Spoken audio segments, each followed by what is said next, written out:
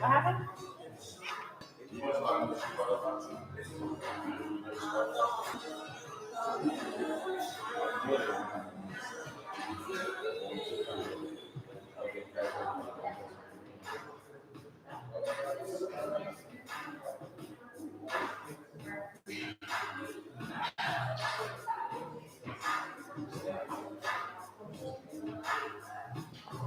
Or if you don't want to get farm stuff. Oh, that might be better.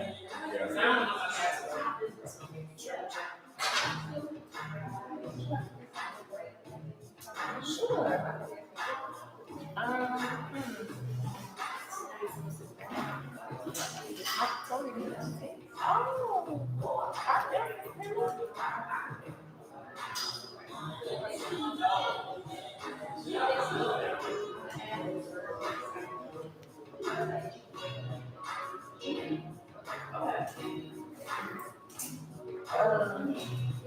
Girl, you know.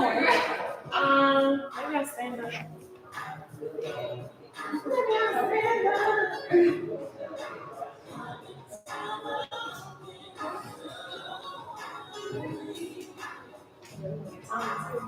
Yeah. You want to sit down? It don't matter. You know, you told it.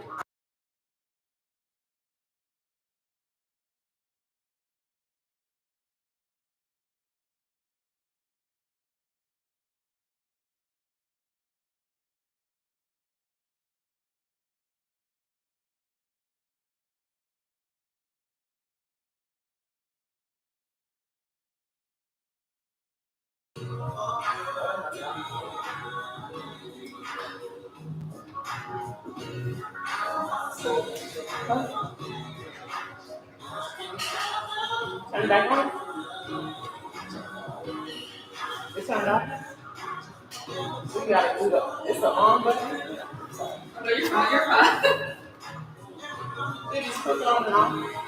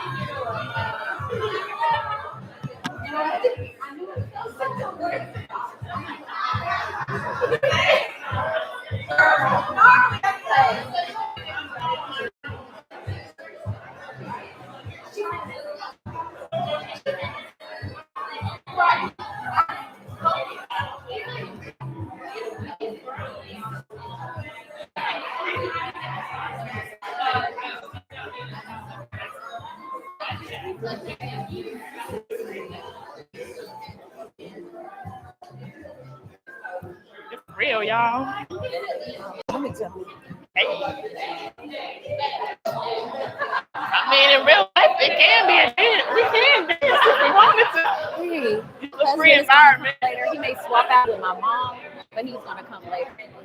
Terry. Uh-huh. Ooh, I'm happy out here.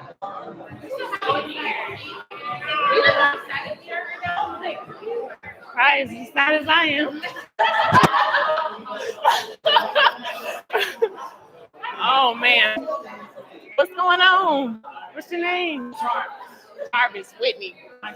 Nice to meet you. Nice to meet you. You from here? Okay. Okay. How'd y'all hear about the event? How'd you hear about the event? Okay. Nice. Well, thanks for coming. Yeah. All right. So, bye.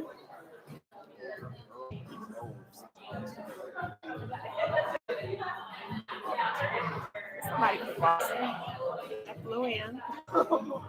Yes, a couple people from Arkansas.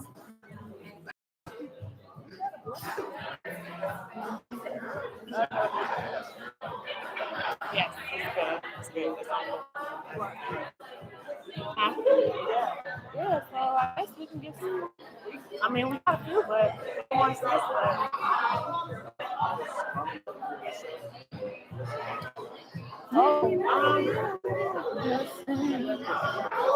I can send you the oh my one. Please have my phone off for the battery.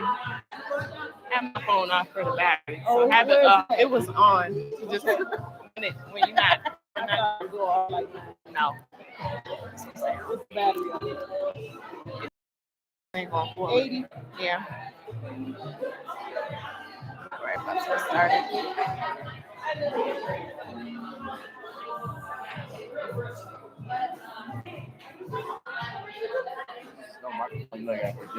Send these photos to him. What's this?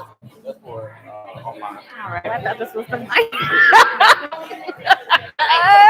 No, that's for the online stuff. So Got you're you. the person got to project on voice. Okay. So I can airdrop this. It's the order, sir. Well, no, text probably be I gotta quicker. turn my ears up on. Oh, okay.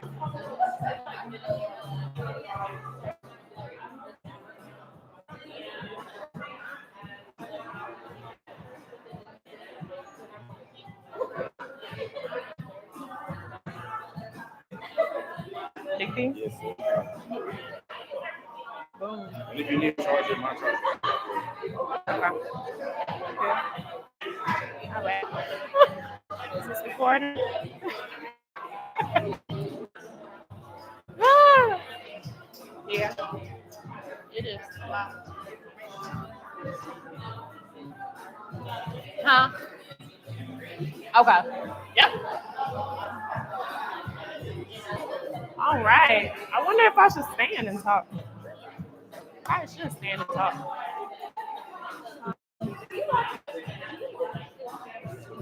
Guess you can cut the music.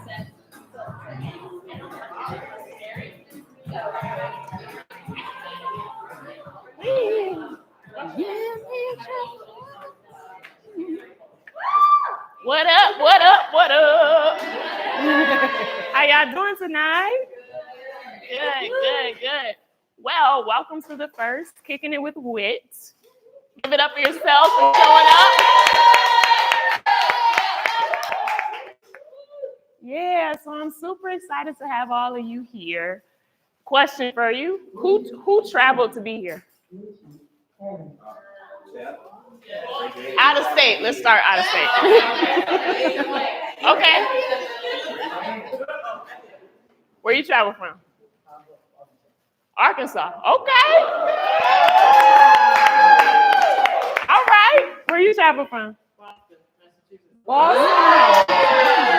Wowzers. Anybody else? That's wild. God bless y'all. This is gonna be a good night. Yes. So, I guess I can give you a little background on Kicking It with Whit. So this idea came because I wanted to connect with my audience. How many of you know me online for skits? Majority. Nice.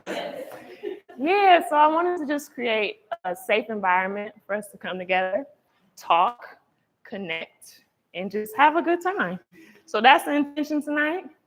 Yeah, I'm about to just walk through here because I just feel like it. Is it okay? I'm very impromptu. Y'all gonna clap a little bit for me?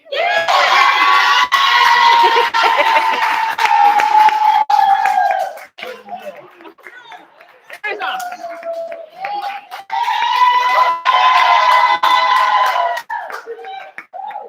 I play too much. All right, so anybody been to church before where they say turn to your neighbor and say something? Oh. Okay, we're gonna be doing that tonight. But it's the warm up. I want you to turn to your neighbor and just smile. Is it giving cringy? Who has smiled today besides just then? Okay. Yes. I have no cars, y'all. Let's see. Yes, so tonight, I guess I can give you a little backstory just on myself. So, February this year, I became a full-time entrepreneur, right?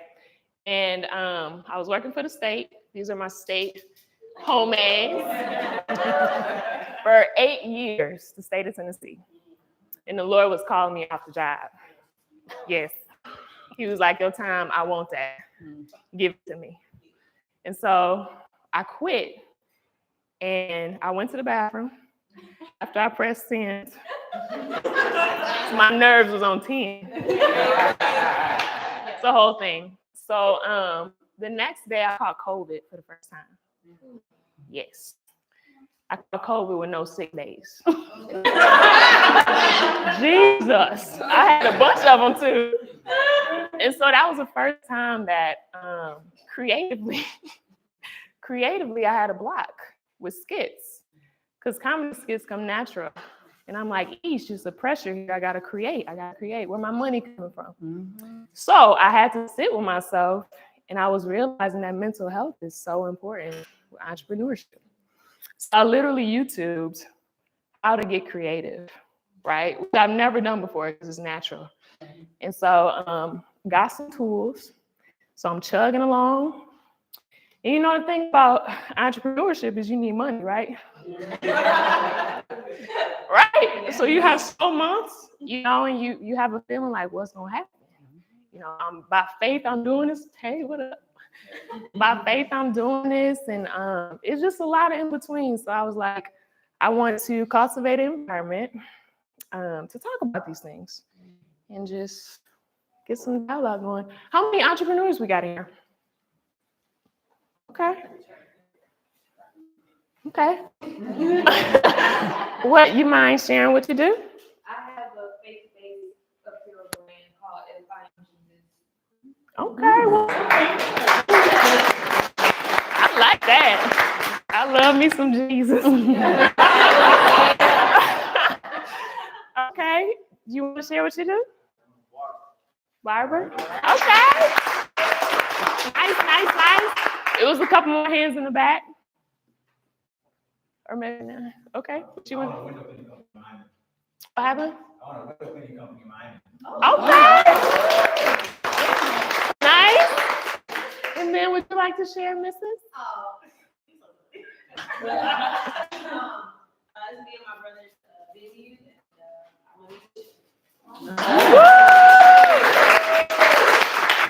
Yeah. Shout out to Carmen and Brandon for this collab, because this will be a Zoom otherwise.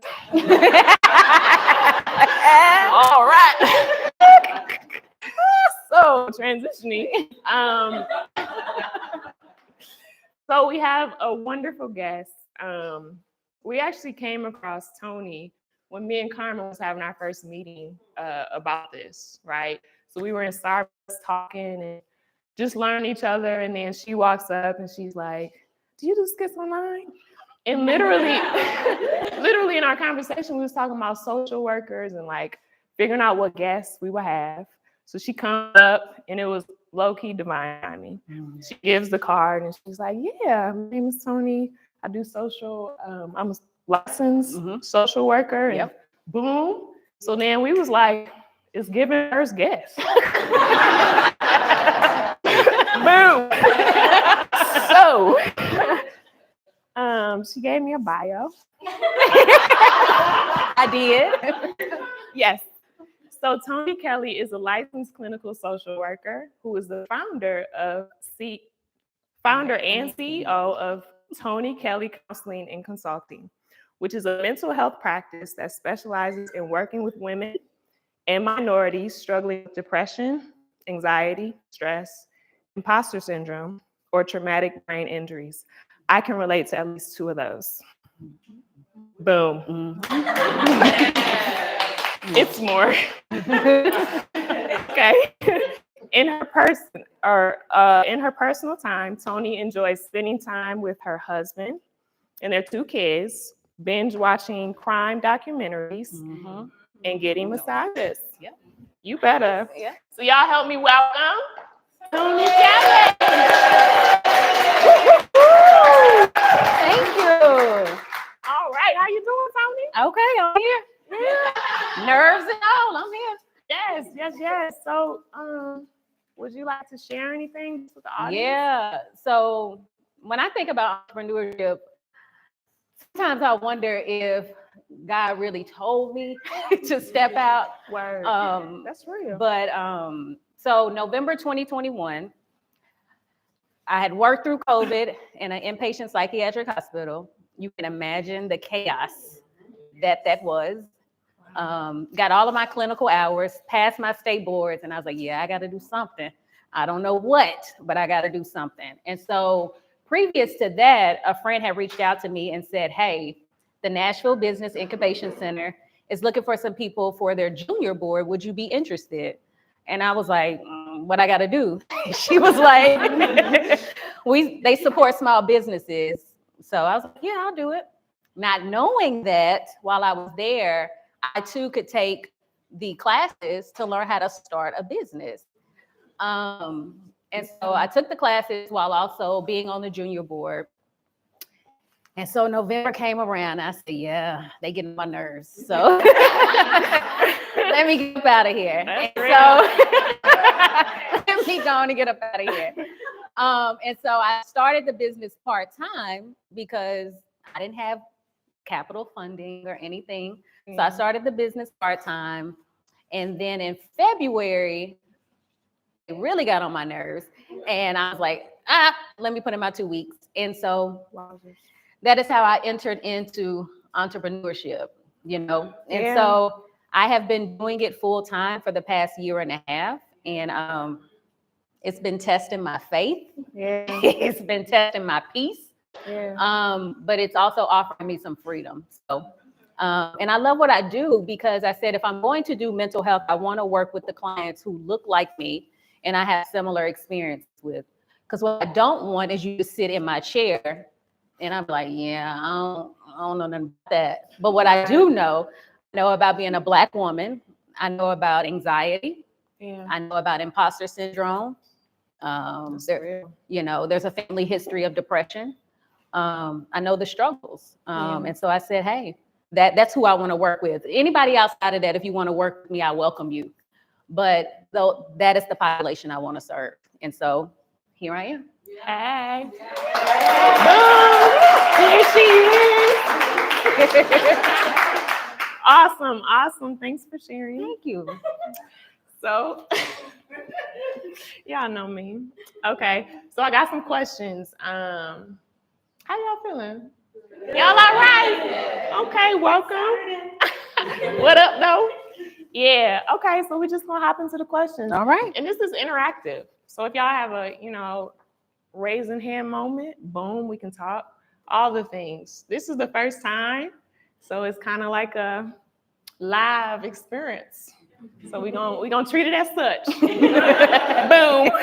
All right. Okay, so we came up with these questions. I think they're good. Yeah. How does the condition of one's mental health affect entrepreneurship? Yeah. So when we're talking about mental health, we're talking about emotional and psychological well-being. How are you doing emotionally? How are you doing psychologically? That's mental health. All of us should find ways to manage our emotional and psychological mental health. Where it starts to affect entrepreneurship is really in the terms of the journey is stressful. Yeah. And so if you continue to expose yourself to stress, it affects your emotional and psychological well-being. And so with entrepreneurship, you really have to find ways to disconnect. Disconnect to the point where you're focusing on yourself enough to be able to mentally manage your business. Because if you're not psychologically and mentally well, the ups and downs will take a toll. Word. So you mentioned stress. Yeah. Right. So I've noticed in entrepreneurship, it can be stressful because you're trying to figure out your lines of income, right? And you might have a plan, a foundation, but sometimes that thing don't hit. You might not have clients, right? You're trying to get your sales right. And so you mentioned stress. So I know that there's a healthy stress. Yes. And there's the journey can be stressful. Or, what's the difference between healthy stress and just regular stress? Yeah. I think healthy stress that is motivating is healthy stress. The stress that you can it motivates you to get something done and then you are able to bask in the reward. That's healthy, Stress that leads to exhaustion, stress that leads to isolation, stress that leads to, you laying in bed and not wanting to keep going. That's That's not a good level of stress, and I do think that our perception also plays a part in it, because I don't know if other entrepreneurs experience this, but for me, entrepreneurship has been a little bit more stressful because of traumatic experiences. For instance, growing up, money was tight. So when money get tight in my business, I stress out, instead of being like, no, here are my resources. Here is what I can do. And so I've really had to figure out, if this journey is going to be stressful yet rewarding, then I need to figure out ways to interpret this in a healthy way. Meaning that when I am presented with a stressor, I need to be thinking about, what are my resources? What skill sets do I really have that right now I'm maybe mentally too blocked to even think about? Who can I call? Who can help me figure this out? That's so good. Really having to disconnect to the point where I'm trying to really figure out next steps, not shutting down completely. Because sometimes in the beginning, there is a shutdown.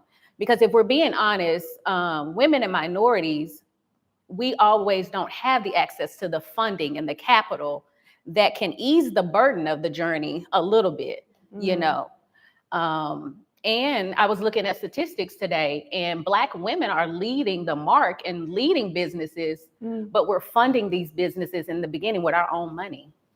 And so think about it. You're taken away from your family to fund a dream. You see what I'm saying? Child. And so it really is. That's right. It's stressful, to think about, shoot, I know we need groceries. Yeah. But if I do this, I really think that it could really do something for us. Word. And so really it is. You really have to find healthy ways to interpret stress, also disconnect. You really do. That's a good answer. Yeah. All right. Okay, so how important is it to distinguish one's value apart from what one does as their occupation? Because what I've noticed is, being an entrepreneur, if I don't make money, I don't feel the most valuable, right? Working for the state, you get paid every 2 weeks. So you even though I don't like it, I know a paycheck. And it's predictable money. That's consistent. Thank you, and it's gonna take care of my bills. Yeah. Versus I'm working really hard today, building the foundation, and I just posted a skit that's getting likes, but no money, right? Yeah. So it's really interesting. So how does that value get distinguished between who you are and what you do? Yeah. Who you are, what you do is temporary, I believe. Other people may think, something different. But what you do, you may be a banker, you may be a doctor, you may run, a business or a company. But I really think that that's temporary. It's temporary in the sense that there is a season that will end. Either it's retirement, or you just decided to do something different. But who you are, who you are at your core, what are your values? Who feeds into you? Who do you feed into? That's lifelong, and a healthy sense of self really allows you to flourish in what you do, Yeah, you got it. Good. Miss Darby over here. So I think I love that. Yeah. Because I don't think it's exclusive to entrepreneurship. Yeah. Right. I'll speak for myself. Me personally, I am very, A student, top of the class kind of a person. And it's that wanting to be better, more, that I think is challenging to separate from self, from the value of self, because you are not a dollar value. So then it brings you back to doing that self-work. What makes you valuable? And I just like to say, I love people who are entrepreneurs because it takes a lot of risk and a lot of bravery to go out there. And when you do it in a smart, methodical way, you will change your family's trajectory. Yeah. Your kids will understand that when you put that out there, when you do the work and continue to step forward past through the anxiety and the stress, you guys get to be well up here. Mm-hmm. Yeah. And That was good. And so we have to, really attach it to identity. Like, who am I outside of what I do? Yeah. Who am I if I don't get, 100 likes and it doesn't go viral? Absolutely. Who am I when my business is not projecting to meet the goal that I had? Yeah. You got something to say? Hey.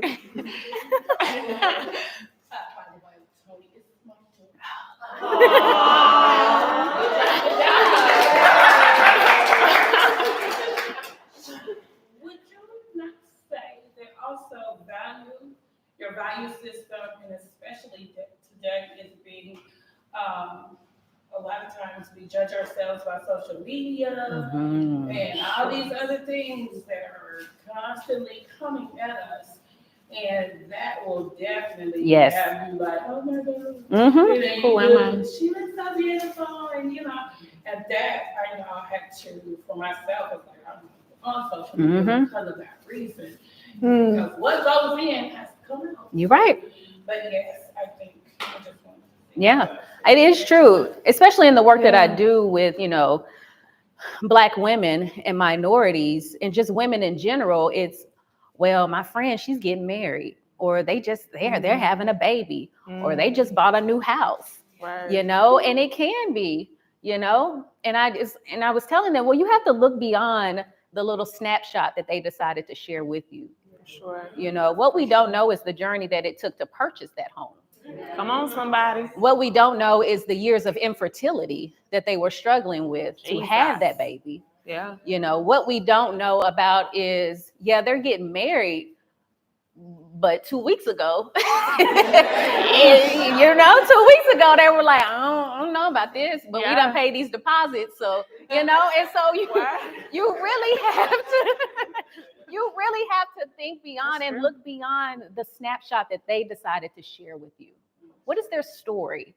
Yeah. Do they go to bed happy at night? And so you have to ask yourself those same questions. Do I go to bed happy at night? Do I feel at peace? Yeah. And so, and finding peace is really about who you are. What is your value system? What keeps you going? I think too, finding peace, at least for me, the Lord was dealing with me on just acceptance, accepting myself for who He made me to be. And I feel like oftentimes we kind of battle that within ourselves. Like, He told me one time I was getting dressed, He was like, a lot of people have trust issues with who I made them to be. You have hints, you know your talents, you know your gifts, but you like, that ain't me. And it's imposter syndrome, doubt, all the things. He made us so amazing, right? But sometimes we just know how to unamazing ourselves, right? Daily. Yes, make ourselves this big, when in reality, beautifully and wonderfully made. Hey, that's all of us. We can clap. Beautifully and wonderfully made. Yeah. What? Yes. Sure. Yeah. So it's this concept, and no, it's really a belief system that you have that you are somehow a fraud. You somehow don't belong in this space. For instance, you may be a woman who is the CEO of a Fortune 500 company, but you're sitting in these meetings like, I'm not supposed to be here. Am I worthy enough to be here? Even though you're probably more qualified than everyone in the room, but you don't believe it. And so it's a pattern of just self-defeating thoughts, where you feel like, even though I have this success, I feel like they're going to find out something that, means that I am not supposed to be here or don't belong. And so it is this new concept, or, this new buzzword, but it is something I think that all of us have probably been struggling with for a while, and before we had a name to it. Amen. Because I've struggled with imposter syndrome, for instance, thinking about, I don't know, I can't run a business. You know, I haven't seen a business owner in my family. I'm the first college graduating person in my family. Like, Word. who am I to be trying to run a business? Yeah. Even when I first started being a therapist, I was like, why do they pay to keep talking to me? Like, I was like, they really keep paying to talk to me. That's real. And I really had to think about it, and my mom kept feeding into me. She was like, because you are supposed to be here. This is what you're supposed to be doing. I was like, but I just feel like they just, Yeah. That's real. I can relate. I can definitely relate to imposter syndrome. Last month, I was invited to Atlanta for a Hallmark event. Yeah, to be a panelist speaker. Wow. Yeah.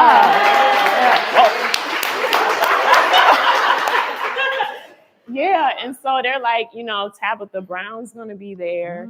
These huge names. So immediately I said yes before I could talk myself out of saying no. But then I had to process, right? I had to sit with the questions of what value am I gonna bring? What I'm gonna say. I used to have a fear of public speaking, period. So my voice would shake. Girl. My face would be twitching. Girl.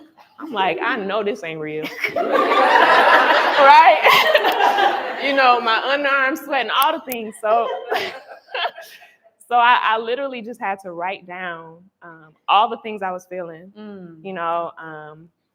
I feel inadequate. I feel scared. I'm anxious. I'm doubting myself. And then the Lord was like, okay, what does my word say about this? So I literally, because I don't know how to word, I Googled fear, right? And the scripture came up about fear. And I literally just sat there. I read the scripture. I made it true to myself, right? And then he was dealing with me just on picturing myself being successful in my mind, sitting with it. How do you feel up there, right? And I'm just like, okay. I'm on stage, okay. I'm talking, I'm having a good time, I'm moving, I'm being myself, I'm free, right?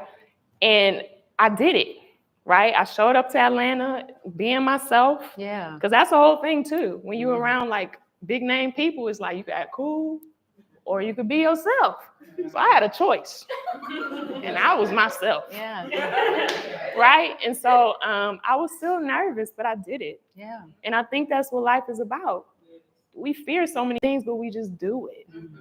And you be nice to yourself when you do it. You be like, you did that. Yeah. Your voice was a little quivery, but you did that. Right? It's a win. See, you did what we call in therapy cognitive reframing. You took a negative, turned it into a positive, and you based it with facts and and a belief system that could support it. And then you also use visualization. Oh, wow. Let me put myself in this room and visualize success. Because essentially what you're doing is you're trying to calm your body and say, hey, I don't have to be in fight or flight mode. Yes. Let me calm down and let me think about this and really think about the success that I know it will be. So yeah, good. I didn't know that. Yeah, you did good. Okay, so this is good. So what are some tools that can help balance the pressure and anxiety that sometimes comes with entrepreneurship? Yes. So I gave each of you some tips that's in your seat, really thinking about, some tools that can help you balance the pressure. When you're thinking about entrepreneurship, and especially if you're in the first few years, you don't have a team, all of this stuff, you're doing it yourself. You the admin, you the biller, you sending invoices, you following up on emails and all of that stuff. And so I really think you have to use, one of the things that I'm learning to use is time blocking. Like I can't just wake up and think I'm just going to just start my day. Like I have to know from 1 to 2, this is the plan, at 3 o'clock, I'm going to take a lunch break, and then I'm going to end my day by 6 so I can spend time with my family.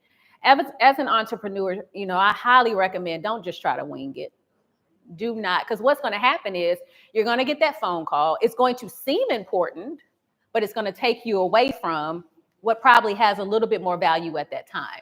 And so then you later in the week, you're going to be trying to squeeze it in, Yep. you know, or just trying to find a way to deal with it. So really try to block out your time, you know, and really take control of your time, you know, when you think about it, especially when I was thinking about scheduling myself in the beginning, I was seeing clients 7 or 8 o'clock at night, you know, and my business coach said, sis, set your time and they will work around it. You know, and so really think about that as an entrepreneur. Set your time. Yeah, there are some days where you will need to be flexible. You know, you're fine.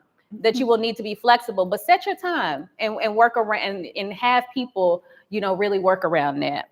Also, you really want to think about once you do have a team, if you are a type A or a person who likes control, that's me.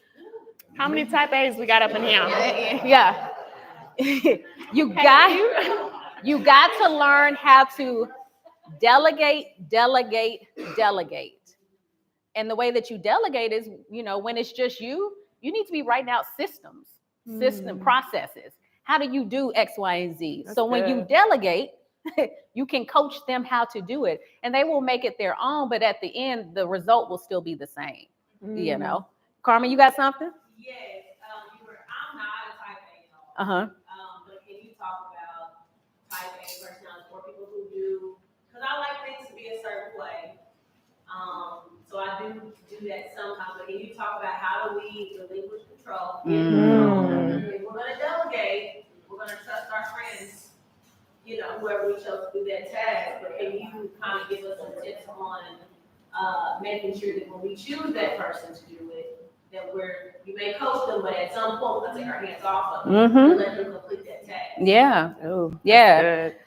Type A people, you know, it's control, but it's the also like, if I want it done right, I'll do it myself. Trust. You know, the perfectionist, the perfectionist. And so real. I think before you try to relinquish control, you need to do that emotional and psychological work to say, what is the source of this?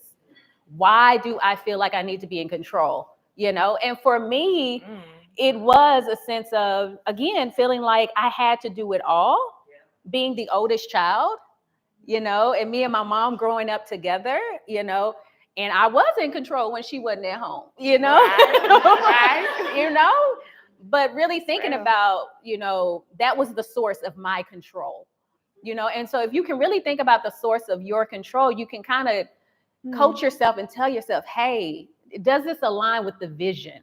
You know, if I'm doing it all, does this align with scaling my business? That's good. Does it align with growth? You know, if I'm someone who claims to believe in mentorship and someone who claims to want to help the next generation, you know, grow, am I really doing that by trying to take on everything?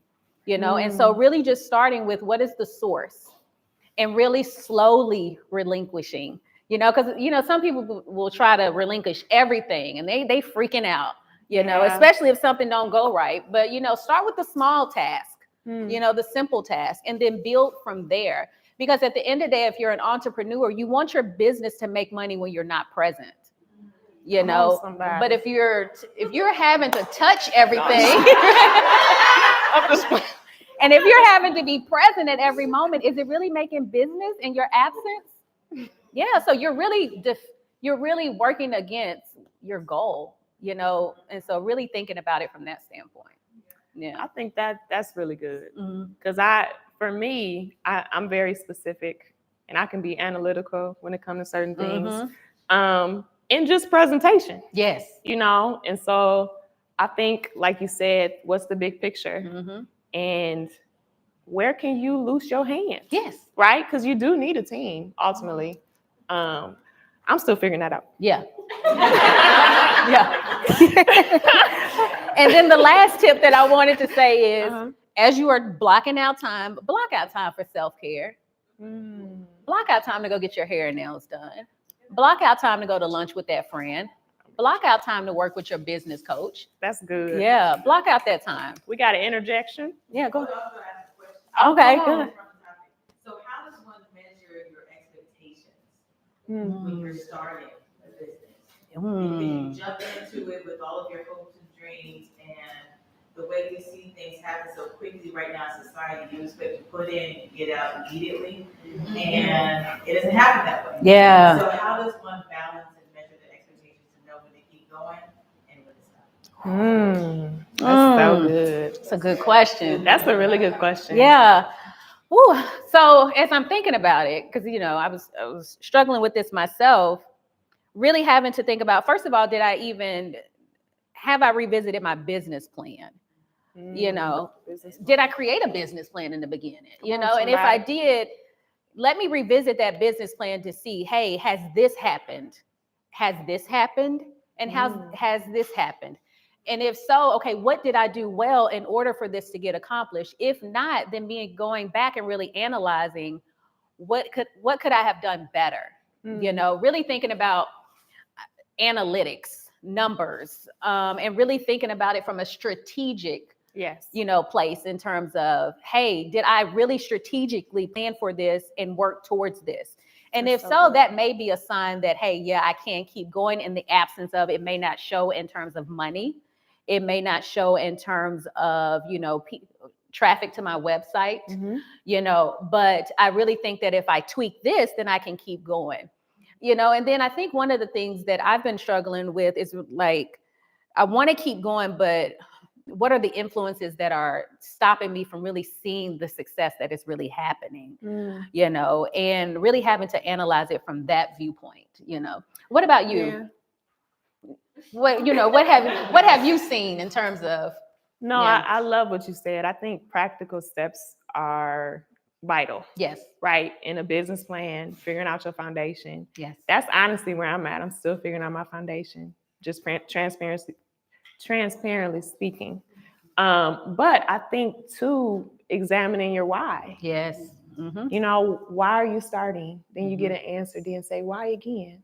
And do it again and get to the root of why you're doing it, because that will keep you going or not.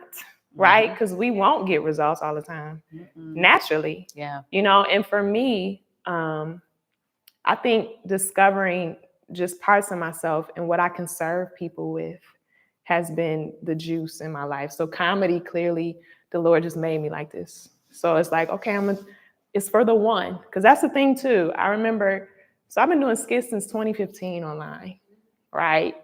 And I'd be playing like 3 different characters. I would set up my camera and play this character, then I would edit it in Adobe. I learned Adobe. Okay. Girl, iMovie. I'm struggling with trying to figure out Instagram. Yeah, I know, right? YouTube. Yeah, so I would put out these things and 5-minute skits get like 30 likes. I'm like, I know I'm better than this. Right? Then to be a viral, somebody flipping a cup and it'd be like millions of views. I'm like, whoa, right? So I remember before my first viral video, the Lord was just dealing with me on giving freely. He was like, I give you ideas freely, give freely, right? And I know your face, right? Because she was like, huh? Because that's foreign to an entrepreneur. And I wasn't an entrepreneur at the time. But he was saying in the aspect of meeting the one, right? So if one person laughed, that's my gift, getting fruit, right? And it changes your mentality for the masses. Yeah. Because social media is all about the masses, right? And so I used to just post once a week and I'd be like, okay, this is going to hit the algorithm. It's going to get all the likes. Girl. I'm going to wait a few days and then post again, right? But then I started posting like back to back, which was foreign.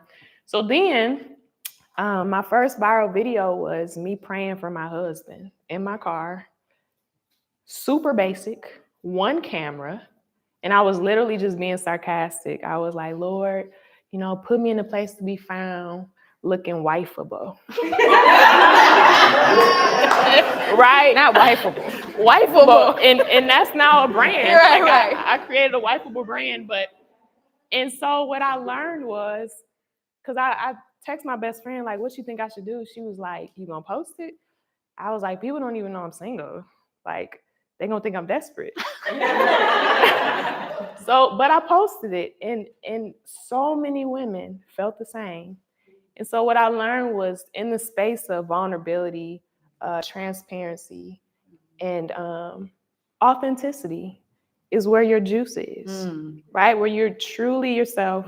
Somebody gonna connect to that regardless, right? And it might take time, and it's still taking time. But I think just being true to yourself is first. It's the why, right? Yeah. So that's helped me. So the wifeable video, that's when you went viral. I thought it was when the wig fell off. I thought that was the one. I mean, because when I saw it, I was like, oh, I need to be her friend. Like, I got to be her friend. And so when I saw you at Starbucks, I was like, look at God. Look at God. And I called my husband. I said, guess who I bumped into? And I used your name. He was like, who is that? I said, the wig girl. He said, the one. Oh, okay. So it's amazing. Yeah. Just consistency. Yes. Consistent. I mean, the other one, you wasn't planning for that to happen, but No. just consistency. No. Yeah. And the fact that you didn't tell them to edit that out. Like, it aligns with the authenticity and everything. Yeah. Like, I like that. Okay. Yeah. No, and Slick, did you know? No, you answer this first. Yeah. No, so even how that came about. So Lateris, the maker of Dear Future Wifey, he reached out, and I was actually going through a dark time before I agreed to go on the podcast. I was slick about to deactivate my account. I was uploading flirting in your 30s skits, and they was kind of building some traction. And I did like 20 in a row. Right. And my following was growing, but I'm like, Jesus, I'm working really hard. Yeah. There's no money. Right. And then just life. So I was in a dark place. And so I texted him. I was like, I know I'm supposed to be on this season, but I think I'm going to just, I'm going to deactivate my account. And I must have sounded really dark because he was like, call me. He said, no, ma'am. Yeah. He was like, I'm going to fly you out tomorrow. So he was like, he just spoke life into me. He was like, I'm gonna love on you. And we built a relationship over like a year of friendship. So it wasn't strange. So I'm like, I hate to meet somebody and I'm so low. Yeah. Right? So you try to put on the face. So I got there. He was like, I just feel like the Lord gonna do something. So we 40 minutes into the interview, and nothing's really spectacular. He was like, yeah. Like when we talked about it later, he was like, it wasn't no viral moments, like I could usually tell. Yeah. So on the podcast, when I was literally about to talk about how God won't disappoint you, but the feeling that, when life doesn't meet your expectations, you feel disappointed. And you almost got to heal. Yeah. And so that your vision of God is true, right? My wig. Literally at that moment. You didn't feel it slipping? I did not. Okay. I did not. And when it hit my shoulder, I was like, oh, no. This ain't real. This ain't real. So literally that was the moment. He didn't even know that wasn't my real hair. So everything was live, and I pushed it back because he showed me myself on a monitor, and I'm like, I can't see my cheekbones. So let me push it back. My husband might see me on this.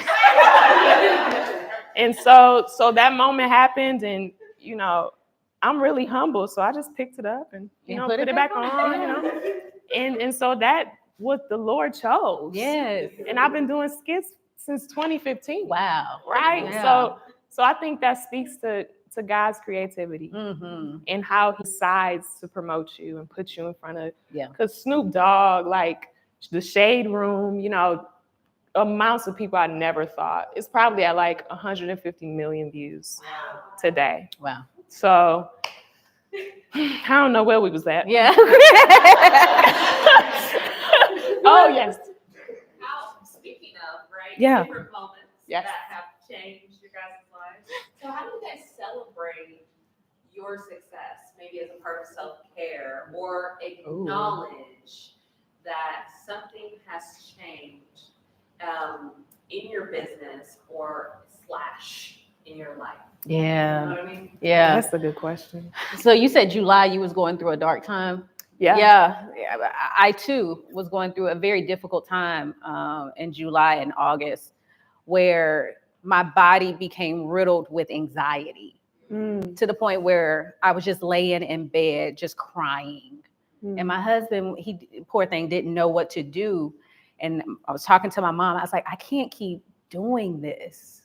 Like, I don't know what this is. You know, and I think it was just the stress that I just kept exposing myself to, you know. And so what I did was I said, I got to get away.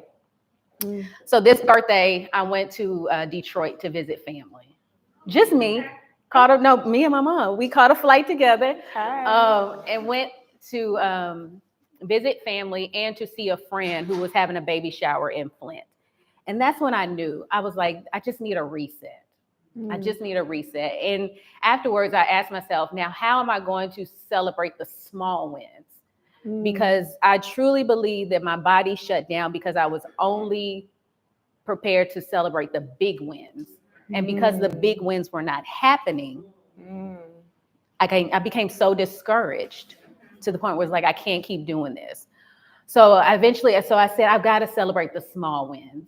And that is what I've been doing ever since, like celebrating the small wins, you know, and me and my husband have been more diligent about family time, you know, and really cutting my schedule off at a certain time and really just allowing myself to be present at home. And so those are the things, small wins. And so that's what I've been focusing on myself. So yeah, great question. That's so good. You know. Oh, okay. Hey, y'all. Hey. I'm gonna answer yours too. I just wanted to ask, because I know you speak about the Lord a lot. I wanted to know, how is that balance for you? Like, as far as, I don't know, being intimate with God and just spending time with God, getting to know God, having those conversations and knowing what the Lord is and knowing what the temptation is. How do you decipher, like, okay, this is really my calling here and this is what I ought to do? Or is this the enemy testing me to see if I'm going to sell out? Ooh. Wowzers. That's a great question. That's a really great question. So, yeah, that part. So, okay, quick answer for yours. I'm working on celebrating. I'm so used to figuring out what the next thing is. Yep. Right. Or even not even thinking big of wins. Right. So I'm still learning that. Yeah. Because even in entrepreneurship, it's like, okay, next sale, next gig. Yes. You know what I'm saying? It's back to back. So I'm still learning that. But like even tonight, it's like, okay, I should celebrate. This is the first time I did that. Yeah. Right? Versus,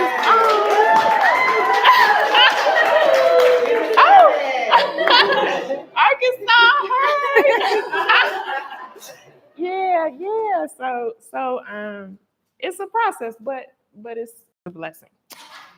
Great question. If you could summarize that question, what would it be?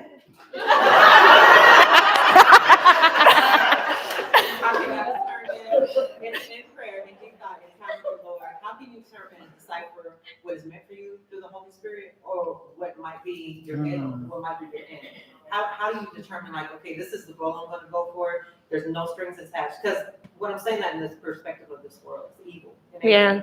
And so when you're a person and a woman of God and you're doing the right things and you're wholesome and people attack that, you know, so you might get offered here and that might be the snake or that might be the viper or the fox. Like, how do you decipher determining your spirit? Like, this is actually for me. This is the path that the Lord created. That's really good. For me, I'm really slow to respond to, because even like really big names have interacted with me through direct message. People I didn't even would know I existed, right? And they like come out, hang out, right? And these are people that people would do anything for, right? Women throw themselves at and just different things. And so for me, I always, because even learning the voice of the Lord or anybody, you have to spend time with them. Any relationship, right? So intimacy, for me, looks like spending time in prayer, right? Sometimes I just ask the Lord, what do you want to do today? I might hear workout, which sounds probably foreign, But it's like the Lord is interested in every part of our lives. And that's how you be with your friend. What you trying to do? You know? And sometimes I just invite the Holy Spirit in my passenger seat, There you go. which is crazy to some. But I'll be like, yeah, you got something to share. People might be looking at me weird. Right? But for me, it's about relationship. Yeah. So I've never operated out of desperation with opportunity because I know God is the provider of all. Right? And even people that contact me is because God put me in front of you. Right? That's the word. He will put you in front of great men. Right? So being in my word helps me. And so luckily, I haven't experienced moments where I've been challenged to sell out. Right? I think selling out looks like selling your character. It could actually look like selling your soul. But what is your soul? Your mind, your emotions, and your will. So that's your character, right? So if it's a movie opportunity, that does not fit that for me, I'm not going to do it, right? And so it's just moment to moment for me. And God produces fruit within it all to confirm, right? So the fruit for me is a confirmation, So did that answer your question? Yeah. Cool beans. Good question. Thank you for answering. I appreciate it. For sure. Okay, so What you got now? we're chugging along. Okay, so is emotionally feeling up and down daily as an entrepreneur, is that normal? Is it okay to attach that to the normalcy versus it being abnormal? So feeling up and down, that's real. Feeling happy, then sad. Yeah, I think it is real. I think the key word there is daily, though. Should we normalize feeling up and down daily? And the only reason I say is should we normalize it as an entrepreneur is because if we're thinking about our mental health and essentially the brain, that, when we talk about mental health, we're talking about the organ, the brain. And so if we're talking about that and it's going up and down, it's going to communicate, your body is going to communicate to your body that it's not in a state of homeostasis, like it's in a state of chaos. And so think about how your body is going to respond to that. And so you really have to think about, while there are ups and downs to entrepreneurship, I don't know if I should be feeling these intense emotions or these up and down emotions on a daily basis. Because at some point, my body is going to shut down and say, hey, I can't handle this. I cannot handle this. And so you really have to think about, how am I dealing with stress? Am I overreacting to everything that is thrown at me? Are there some things that I can just push to the side and be like, nah, I can't do it today?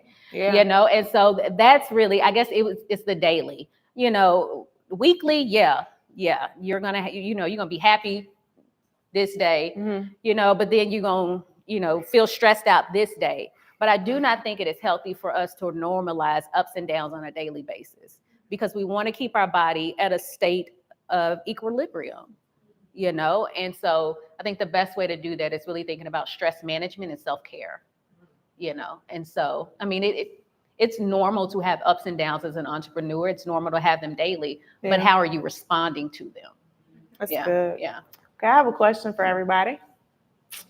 Those who practice self-care, would you mind sharing something that you do for self-care? Oh, sorry. So I was going to ask this question. I'm a dental hygienist, so I'm not an entrepreneur. So in my profession, I have to be licensed in every state I work in. You take continuing education. Yes. I work in a pediatric hospital. So I had a 12-year-old tell me he was going to kill me, and just psychosis, right? First time ever I had to deal with that. So since I'm always giving as a caregiver, I'm exhausted. Yes. I'm like, there is no way that I can do what I need to do. So in my case, I have to do herbs. Yes. I have to do massage. I have to take advantage of getting with family. We already shared with you. I haven't seen my cousin in 35 years. That's my cousin Yeah. Yeah. So I flew from Massachusetts, but Yes. those things, even though it's a sacrifice, it's worth it. Yes. So whatever it is for you, that's what you have to do. That's what you got to do. And you have to, put your parameters, your boundaries. If it's going to put you in a financial bind, obviously you don't do it. But sometimes, especially after the pandemic, Yes. you just really have to put your thoughts and direct them to something positive that's going to feed you as well. So that's what I do. Good. Good. That's Good. awesome. I think Shayna had something. Self-care for me just looks like fitness. I enjoy working out. I enjoy spending intimate time with my family when I have time for a break. But that's what it looks like to me. Nice.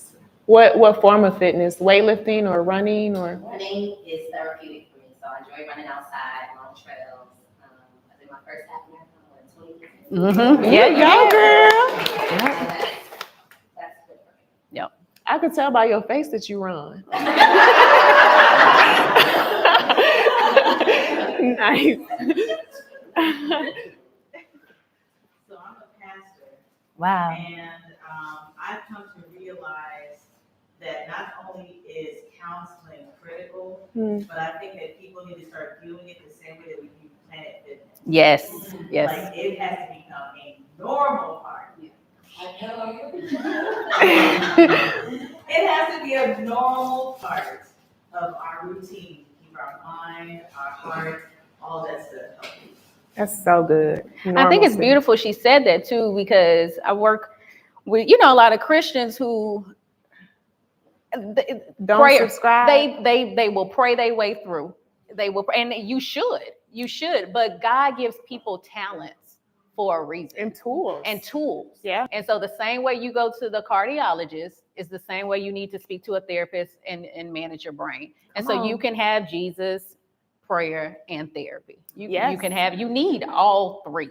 Absolutely. You need a higher power, someone to talk to about your problems, and you need a therapist as well. I agree. It has to be practicality. Yes. Yeah. That's a great point, because it's a lot of people who are seeking deliverance, which God can do. But I feel like with life and how we're built, right? We have full life experiences. So even with deliverance, say he takes smoke out my mouth, right? I'm still gonna have a taste for that. I still have memories. Yes. Right. So we have to train ourselves going forward as well. So that's good. Anybody else want to share their self-care? So, real quick, during COVID, right? Really kind of like a 3-year time span. It was real rough. I had a baby during COVID and all that. And recently, this past year, I started working out, right? Weightlifting. And so I'm up at 5 a.m. Yeah. 6 days a week. You go, girl. Okay. It's been one of the best things for me because I am here for my kids. And then things like this, things that will stretch my mind where I get to talk to other individuals like you, beautiful people. We get to interact with others. Those are the things that I tend to like to do for self-care. Yeah. Good. That was good. Okay. Come on. I am learning this. I thought that self-care was like the massage. Okay. Get my hair done, get my nails done. And I was like, this is not fun. Yeah. Like, It's expensive. I gotta spend all my coins. Yeah. So I found that although one of them I'm learning, like traveling, Yes. even though it's been my point, I actually enjoy it, like anticipating to go to a place, sitting down and journaling. Yes. All of my friends and talking to them. And I Yeah. realized like those are actually moments for me that are self-care. Yeah. If I don't connect with my friends, then I have issues. Yeah. That's so good. I think you have one more. So for me, self-care is coloring. Yep. I sleep. I take myself on dates. I love to eat out. So I do that. And then I go to the chiropractor. I'm obsessed with chiropractor. I love that. That's awesome. I love these answers because somebody told me, I can't remember who, but they were saying to have a healthy life, you have to have different like avenues, Yeah. right? So you have to be able to give. You have to be able to know who's pouring inside of you. Mm-hmm. You need community, right? And these things help you thrive, Mm-hmm. right? So even traveling and just simple moments, I think is perception, right? Soaking in the simplicity of having a friend to call, you know, and just being grateful for the simple things like being able to work out, Yeah. you know, and so I think the quality of life is definitely perception too. Yeah. So Good. My sister texted me. She wanted me to let you know her self-care is because she's streaming it. She said, so Andrea says, tell them my self-care is dating myself, dressing up and feeling my best, going to the movies and connecting with people. that's good. She wanted me to tell you that. I love it. Okay. So this is our last question, and we got a little activity. Yeah. Okay, so how can one establish a healthy foundation mentally, physically, and spiritually within oneself for the unpredictability of entrepreneurship? Yeah. It goes back to the time blocking. You know, don't just wing your day. Schedule your workouts at 5 a.m. in the morning or whenever, you know, create time for mindfulness practice, prayer, you know, connecting with the higher power, you know, really scheduling out your day. Because as an entrepreneur, one of the gifts we have is control over our time. Yeah. You know, and we may not think of it that way, but you do have control over your time. And so utilize that, you know, take control of your time, really thinking about, you know, every day just can't be about work. You have to take care of your spiritual, your physical, you know, and your mental health, you know, and so scheduling time with your therapist, making sure that your workouts are done, making sure that you have time to meal prep or eat healthy, because what you eat also affects how you feel.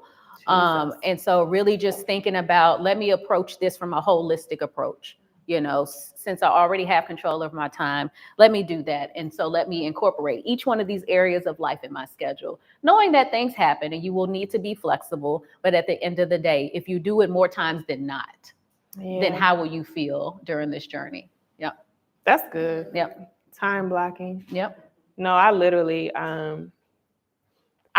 went through this earlier this week. I was just feeling kind of claustrophobic just within myself.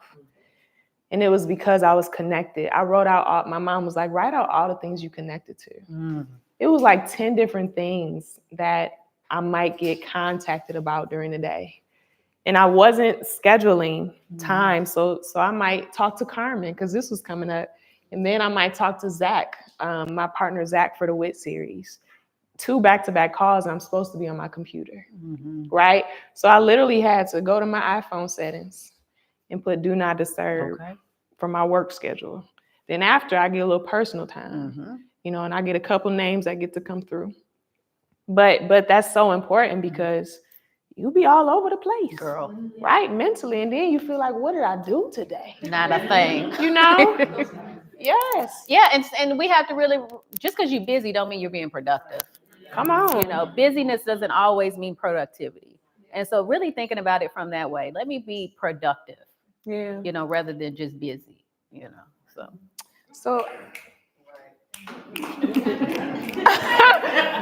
So I understand that you have a couple of activities. Yeah, I definitely have one activity that, so when I started as an entrepreneur, the biggest thing that I struggled with was fear. And so if you're constantly rattled with fear, the future just seems so daunting, you know? And so, you know, you can't think about making $1 million in your business when you barely hitting, you know, 1,000, you know, 1,000, you know? And so my business coach did this activity with me called Dream Bigger. And so that's what I want to do with you all. I want you all to get comfortable with feeling uncomfortable. Because if you are allowing yourself to stretch that way, things don't seem as daunting as fearful, Mhm. you know? So what we're going to do is on the back of the cards that you received,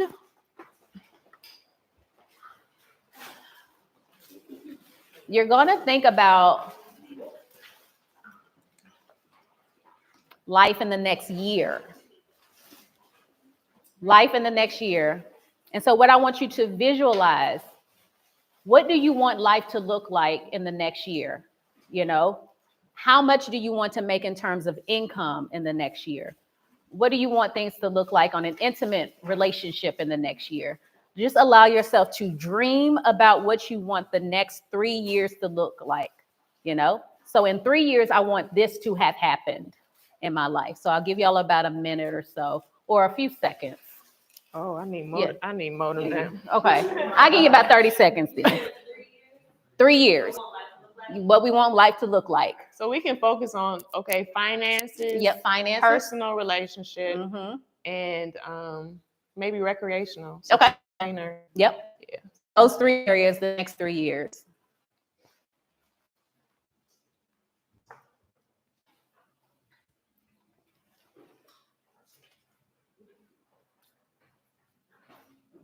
Oh, Jesus. How old I'm gonna be? Girl.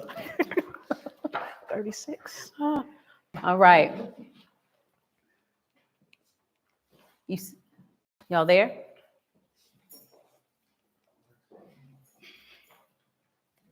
All right.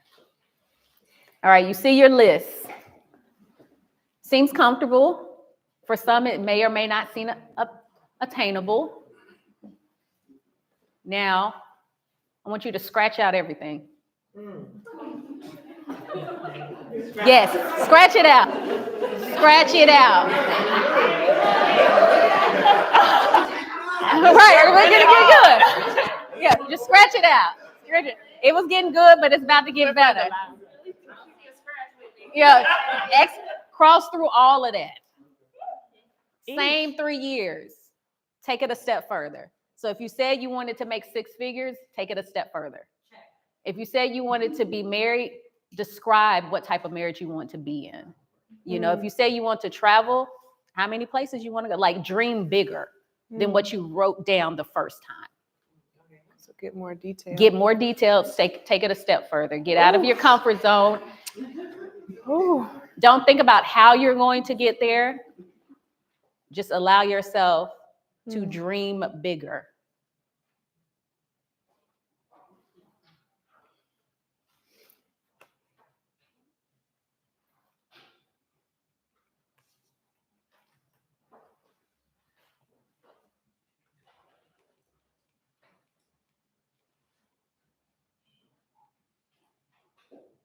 All right.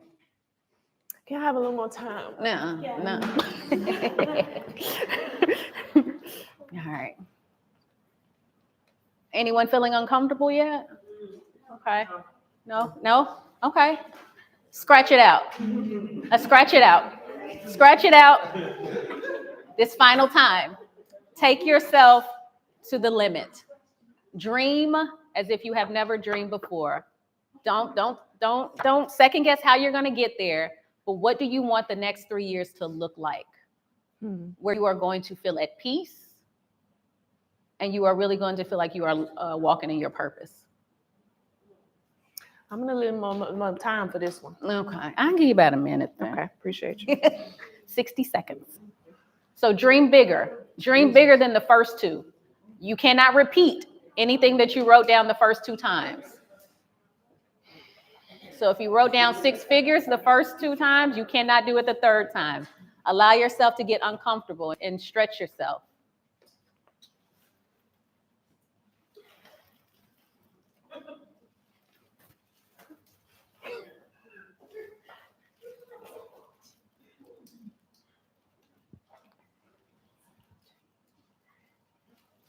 All right, got about 10 seconds.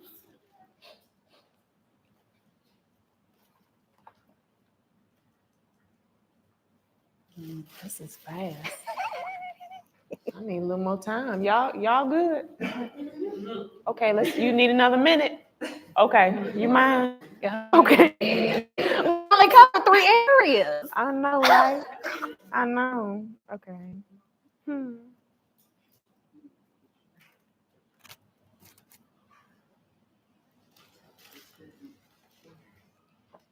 All right.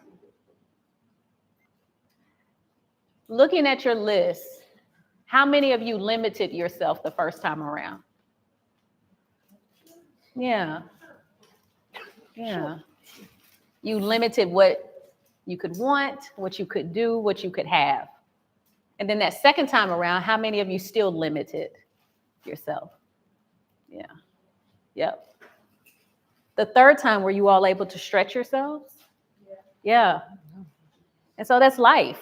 That's the entrepreneurship journey. It's let me keep at it. You don't know in 3 years if you're going to get there, but you know that you stretched yourself to the point where you can continue to stretch yourself on a daily basis to work towards those things. And so I guess what I'm really trying to say is don't let fear limit you.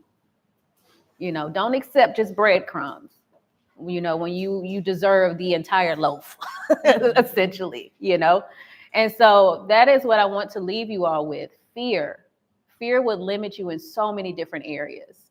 It will stop us as adults from dreaming, envisioning, all of those things, So continue to stretch yourself when you notice that you are not working either at your full potential or you just feel like I'm just going to accept the bare minimum. Yep. I think for me, just stretching the mind, period. Yeah. Like, wow, what can be bigger than this? Yeah. Do I have permission to think I could travel once a month? Mm-hmm. That sounds impossible, right? Or even 6 figures. Mm-hmm. Nobody in my family has seen that. Mm-hmm. What does that even look like? And I think the details often steer us away from dreaming. Right. But honestly, it makes me even think about faith in general, and the beauty of having an imagination. Yep. Right. And just the power that we have in thought. Mm-hmm. Right. So that was cool. Thank you. Yeah. I want to share something. So it's just crazy we're talking about fear because about 2 days ago on my Instagram page, I went back and found a picture that I took when I was in Puerto Rico in February. And in the background, it said, be afraid and do it anyway. Mm-hmm. And what came to me was Joshua 1:9 that says, have I not commanded you? Be strong and courageous. Do not be afraid. Do not be discouraged, for the Lord your God will be with you wherever you go. Fear is a powerful emotion, but it doesn't have to control our life. We must acknowledge it, understand why we're afraid, develop a plan, and then take action. Yep. That's so good. Yep. Come on, scripture. No, I love that. I love the whole process of that. Because you acknowledge it, because it's the truth. Yeah. Right? We can pretend like we ain't scared, but our actions will testify to fear. Right? But then you develop a plan. And that's literally what life is about. It's like we got one life, which is wild. But we got a certain amount of time on earth. Mm-hmm. And it's like, I hate fear because it bullies your time. Yes. Right? It bullies your timeline. And it's unrepentant. It won't stop, until we face it. And so I do want to encourage everybody here to look at your life. Because I have fears like in regards to emotional things that it don't always manifest, with actions, but in ways it does too. But just saying all that to say, fear don't got no place in here. Can I get an amen? Nice. Yeah. Okay. So, let's see. How y'all feeling? Good. Y'all all right? This is so much fun. I'm so happy y'all hanging out. This is really cool. Did you have the other? No, that was it. Okay. Mm-hmm. Okay. Well, Slick, this is time if anybody has questions and answers. Any questions or thoughts? I have a question. I am not an entrepreneur. Okay. I'm a regular old 9 to 5. So how can I implement? You got stability. That part. Okay. Yeah. I'll take it. Yeah. So what do you recommend to implement a person who is, not that I don't have the spirit. Yeah. I just don't have the circumstances that have created those circumstances. Just because, like I said, because of the type of work that I do, I'm like a dental nurse, hygienist, right? So Yeah. I cannot go and open my own practice. Right. I can do some things, volunteer and also for profit, possibly, but I still have to work with the guys or the guidelines of, say, that particular organization is going to fund mine. Yeah. Is it on your heart? Like it's something that you're exploring and you want to? Yeah. I would say, you know, you don't have to wait now to get connected with organizations that are connected to the entrepreneurship journey. Because that's how I started, you know, because in the beginning I was like, no, I like a consistent check. Like I do not want to be an entrepreneur. But once I got connected to, you know, an organization that exposed me to entrepreneurship, I allow myself to dream about the possibilities. So I would say aligning yourself with where you think you would want or what industry you would want to get into. And then if there's any nonprofits, you know, that help entrepreneurs, and really using that to really think about what is my foundation in terms of my business plan, you know, because that is going to help you think about, okay, well, if I know I want to do this, then I need to do X, Y, and Z, you know, or do I need to go ahead and draft a business plan and try to get capital, you know? And so really just making those connections and then starting with your business plan. Yeah. Yeah. That's good. Good advice. Thank you. You know, I try.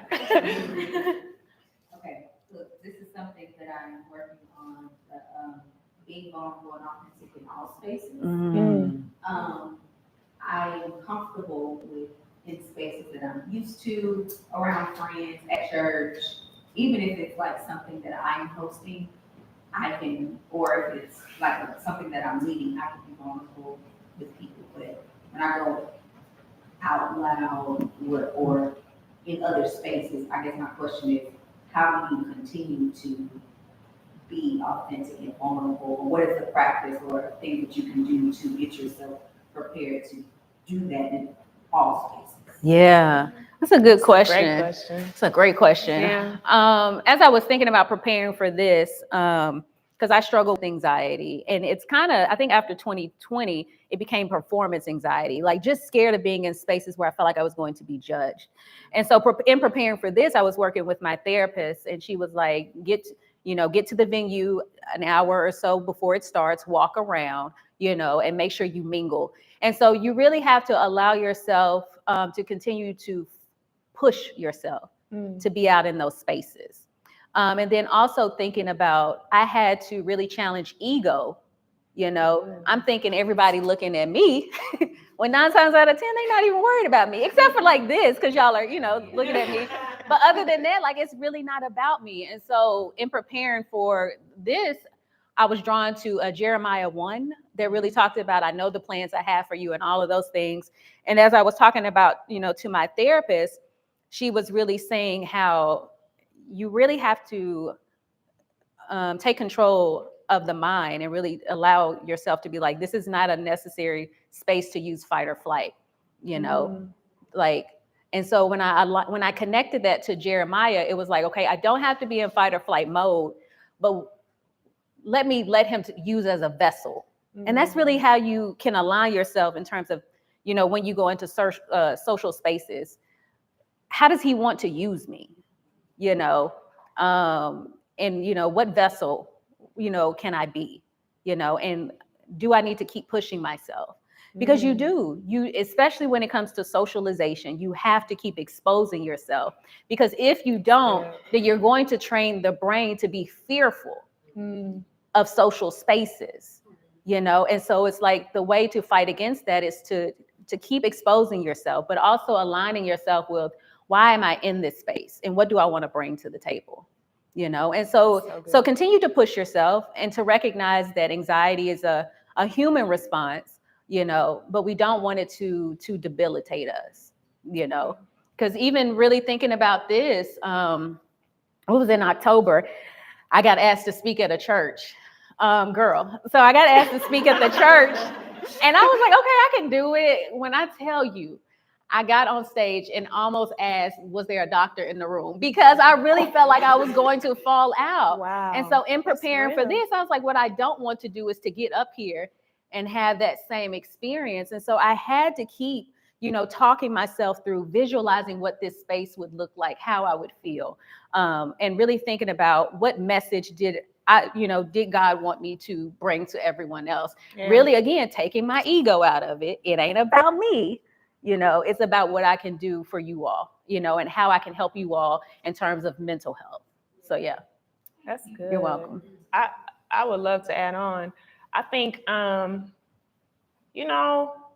think vulnerability it's a superpower because a lot of people don't operate in it.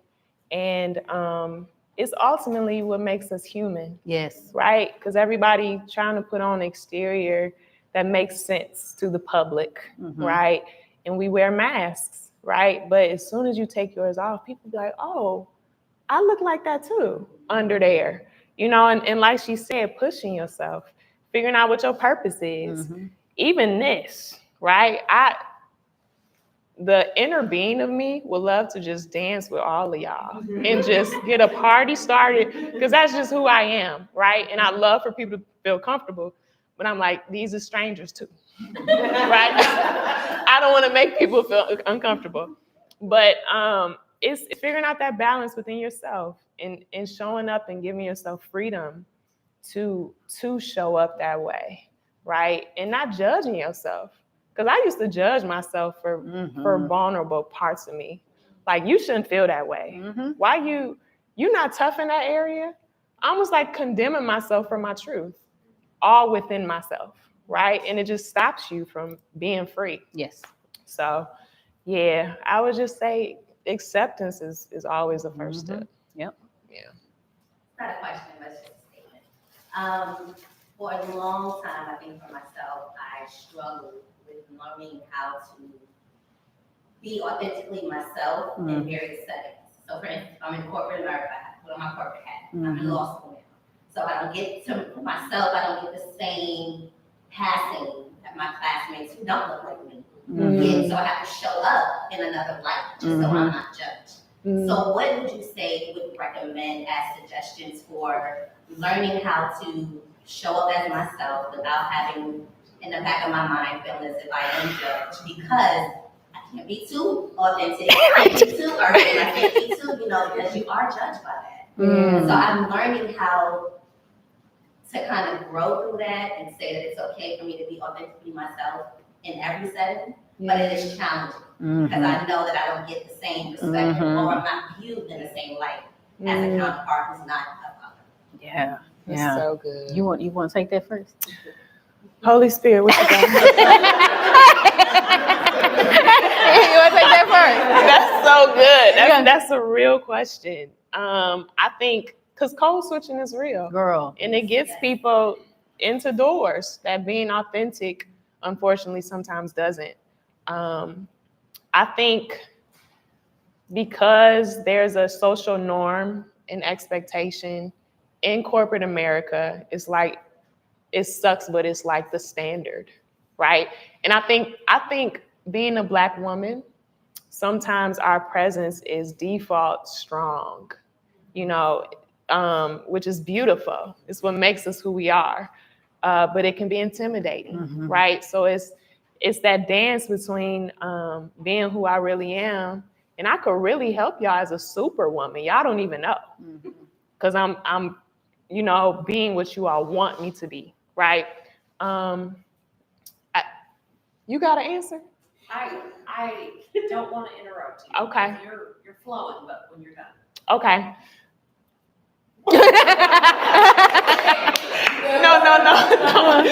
No. I wish I had an answer. For me, just my personality, I feel like it goes well. So I never really struggled in that area in a way. And two, I worked for the state. I was in a cubicle. And we had team meetings in which I had to speak up in different things. I think it's the how that matters, right? Professionalism. Sometimes we do miss the mark sometimes, because we don't know until we know. And I think it's finding that balance. I wish I had an answer. Maybe we just need to start a law for the Black. Well, I know for Shayna, you know, she's also from New York.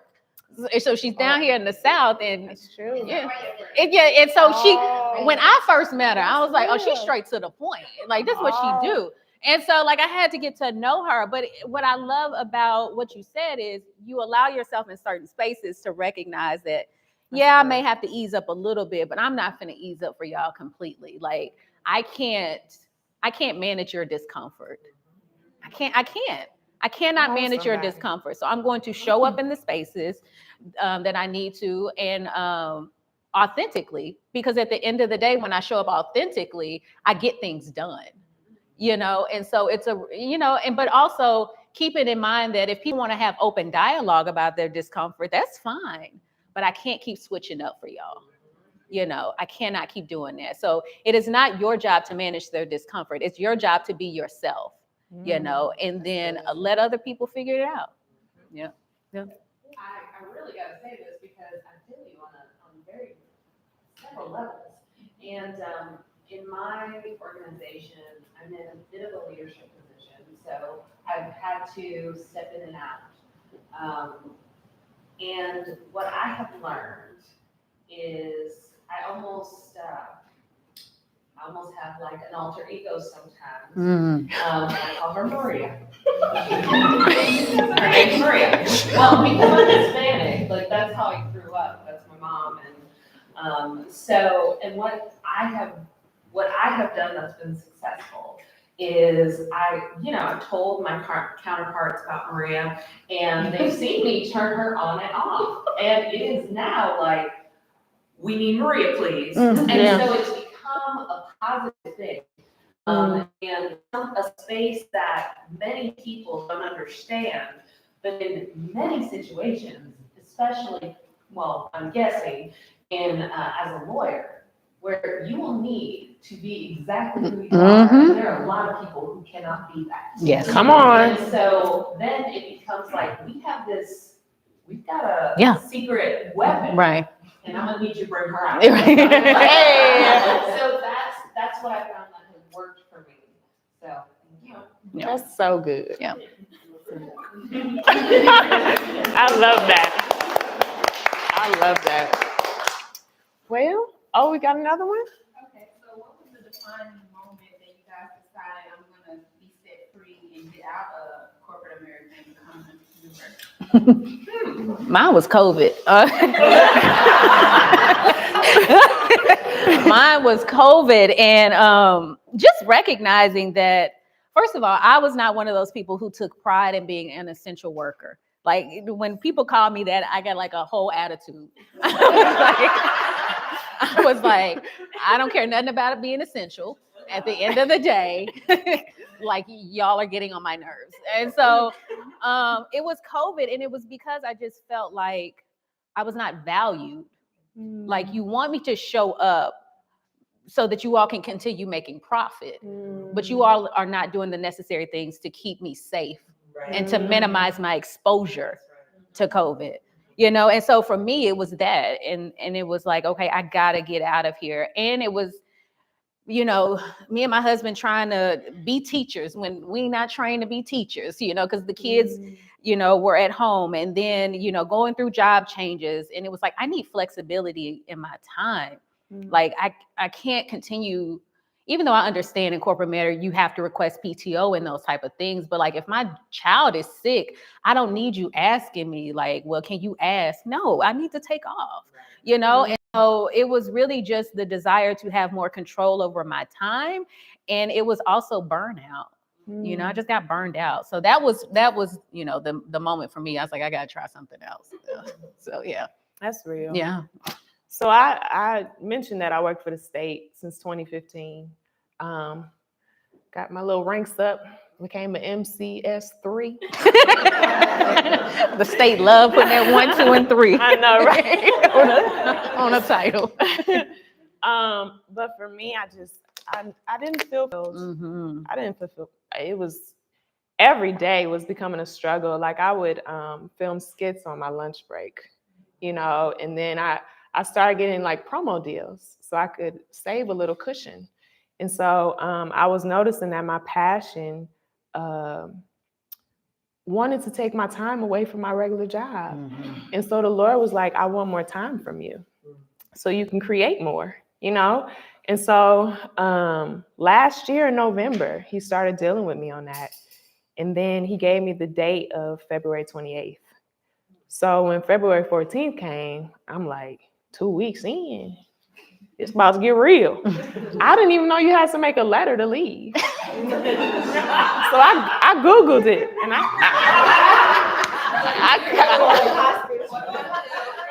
copied and pasted. I sure did. Yep, okay. I sure did. And so I sent it, and my manager, she called me.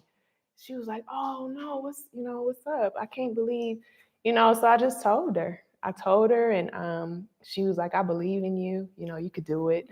And so then I talked to the director, and she was like, you can do it. She was like, I follow you. I ain't want to tell you I follow you. People are like, did you know Whitney used to work here? Shut your mouth. That's crazy. Yeah, so that was the pulling tug for me. And it's just been just that, freedom. And it's been strange because I had to look for health insurance. Yeah, it is. The marketplace ain't no joke. Yeah, dental. I'm like, I like my teeth.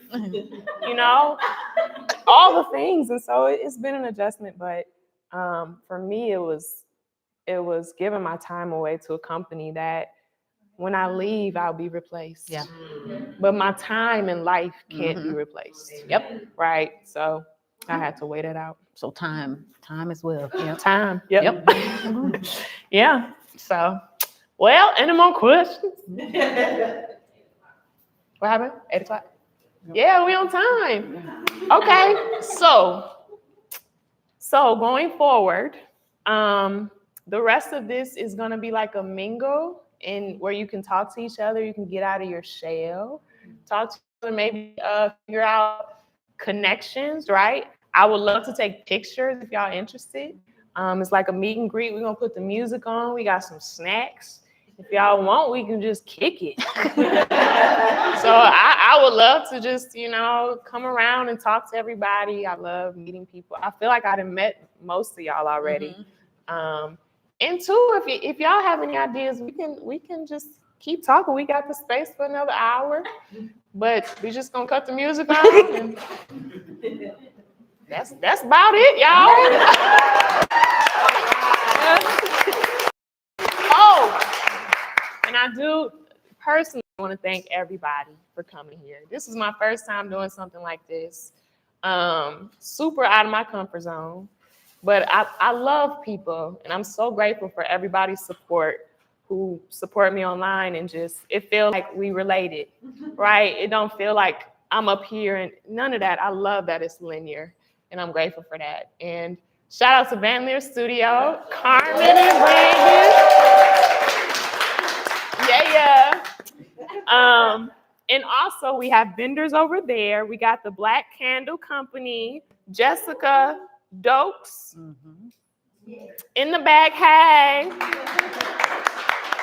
And then we also have Tony's. And would you like to share any resources you have? Yeah, so I provide individual counseling, so one-to-one counseling, but also do speaking engagements and trainings really focus around women and minority mental health.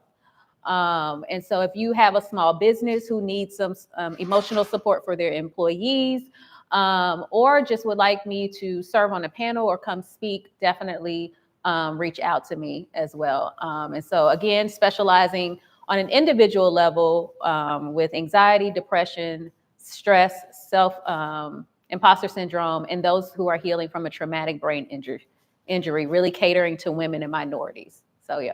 Are you based here? Yes, I am based here in Nashville. I have an office space, but also do telehealth for Tennessee residents. Yep. Oh, nice. Yeah.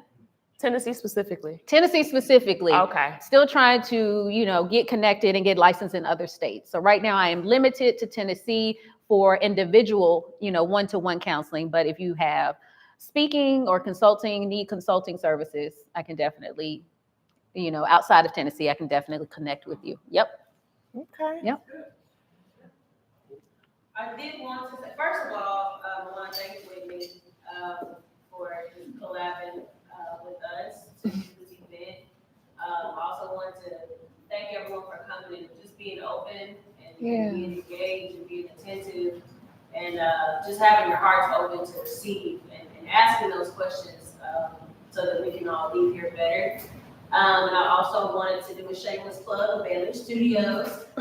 We do photo shoots and events like this, soirees, okay, seminars, whatever you want, baby showers. So if you would like to book the space, please see me or my brother. This is our 3rd year, 2.5. I don't know if we've been doing this, and just having you all here is just all of the support. So that's all. Thank you guys. Thank you. Nice. Well, do y'all have notes on your phone where you can put notes? Yeah, so. Okay. So if anybody wants to share their business, literally put at, their at and just say it out loud so people can put it in their phone, and then you can decide if you want to follow them later.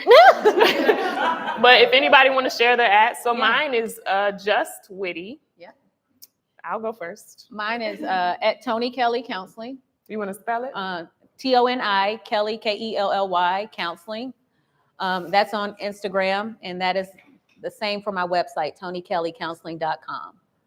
And then also, since we're talking about entrepreneurship, we'll be relaunching a entrepreneurship support group in January, a 4-week series really centered around helping entrepreneurs become more confident in their abilities and really supporting their emotional journey. So, yeah. Nice. Mm-hmm. I guess I'll spell mine just JUST WHITI.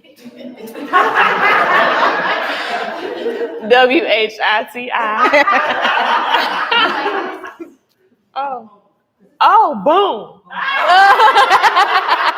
It's smart. Yeah. Anybody else want to share theirs? I'll share mine. It's Edifying Jesus, EDIFYING Jesus. Okay. Oh, you got my phone. Edifying. Over here, if you guys can all look up.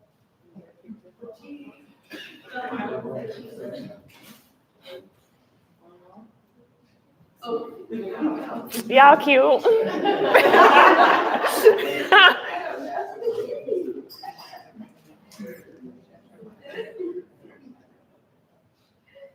Okay. Anybody else? I mean, this is a time. I'm not an entrepreneur, but if you want some interesting dental hygiene tips. Okay. Everybody's interested about, as you related, medical health, how it relates to our overall health. Okay. People don't realize that periodontal disease affects low birth weight in babies. Mm. You hear a lot about flossing. That's related to everything. Cancer, Jesus. Alzheimer's. Oh, wow. So I am at the busy RDH, Mom, BICCY RDH, but I am busy. Can you write them down on mine too? You know. I'll tag you on the picture that we took, Okay. and then Anybody writing these down? Okay. Boom. I know, right? Okay. I don't have a business or anything like that. The Lord willing, maybe sometime in the future. Okay. We got 3 littles under 5, so we've been busy. lately. Yeah. Ooh, yeah. So I'm busy being mom, and that's okay. So the Lord is good, and He provides, like you said. I just really love that. I just want to say, Jeremiah 29:11 tells us, "For I know the plans that I have for you, plans to prosper you, not to harm you, plans for a hope in the future." Yes. I love that. Thank you. Amen. What's your tag? I'm on Facebook. I'm so lazy. It's okay. It's okay. It's okay. Charity. Okay. All right. You see me and this handsome fellow. Hey. I love it. Van Leer Studios, how y'all spell that?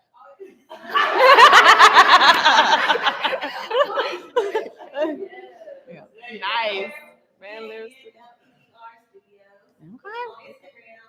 Hey. Okay. Yep. All right. Well, anybody else? Why not? It's _all black. I haven't started my business yet, but it's coming. Come on. I'm here for it. RISLENS. I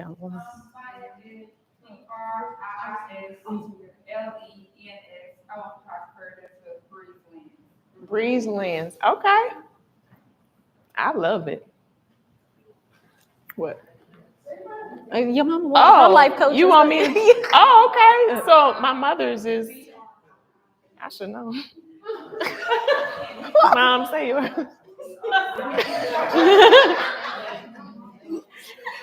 Mom, say yours out loud. You said she don't know. I don't. Yeah, you tell me. I am Yvette Lynn. Okay, so I am Yvette, YVETTELYNN. Yeah.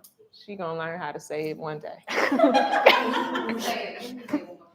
I am, so I am, yep, Yvette, YVETTELYNN.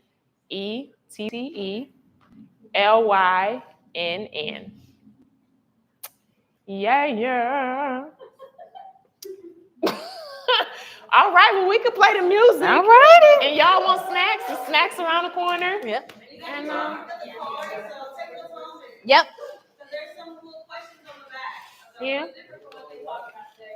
Aww. Y'all really came out. You gonna get some snacks? Anybody want pictures? You want a picture? Okay. It's up to you. You want to do over there or over here? Okay. Thank you, boo. You did so good. Hey, girl. You did not. Thank you. You want a flash? Yeah.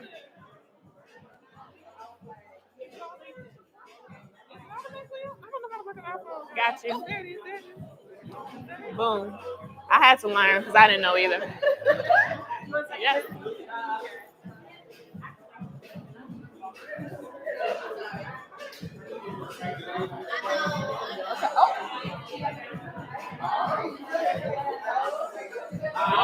Thanks for coming. Good girl. Thank you. That's the plan.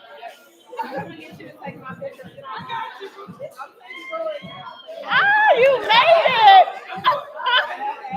When I got that inbox, and I was like, I oh my God, I have to come. I'm going to die. I'm going to make a way. I know that's right. Come on. I hope my breath ain't still, y'all. She about to take a picture. Yep. I'm so sorry. You fine. Yeah. That is right. Okay, come on, Flash. Come on, Flash. Oh, it's a timer.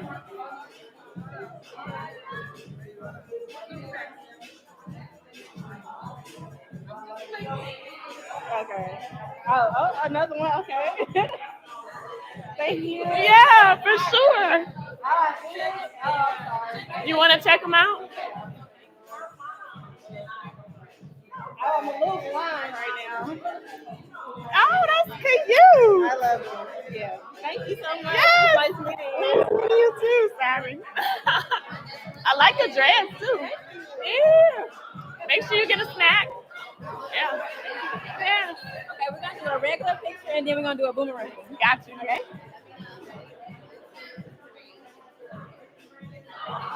You want your flash on? Oh, turn it off. Thank you. Is it still going?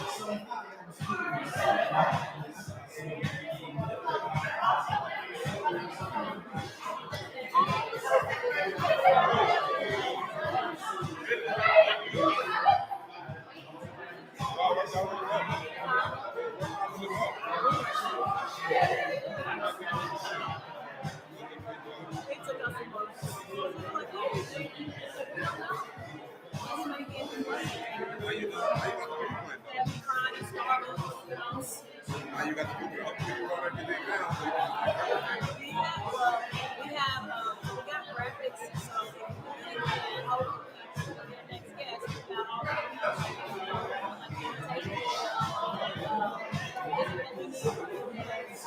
and then we got cards ready, like honors,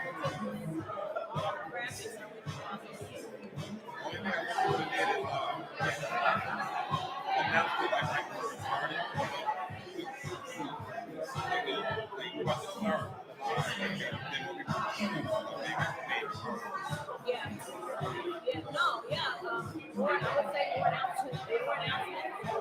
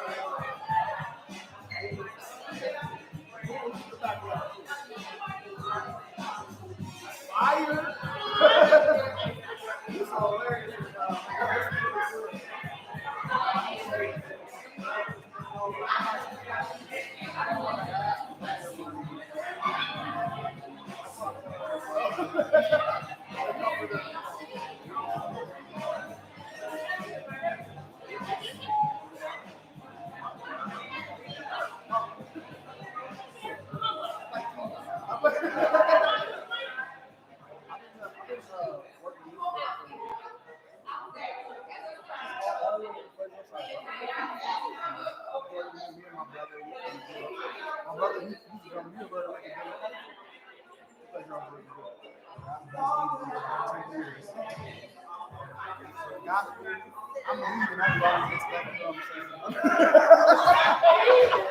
I'm a heathen.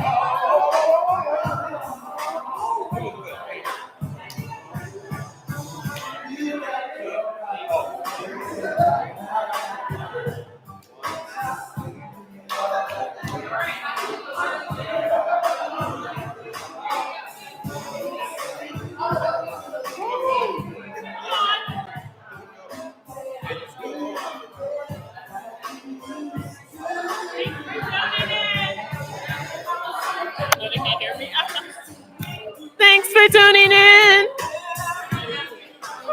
I don't know if anybody's still on here, but I had an awesome time. Thanks for all the people who tuned in. Now we're just hanging out, you know. People want to hang out. How cool is that?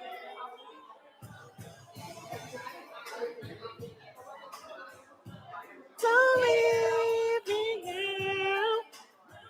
Yes. Stay with me tonight. I hope I sound good.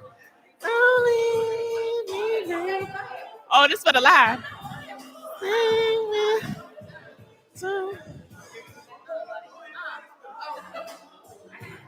Come on in.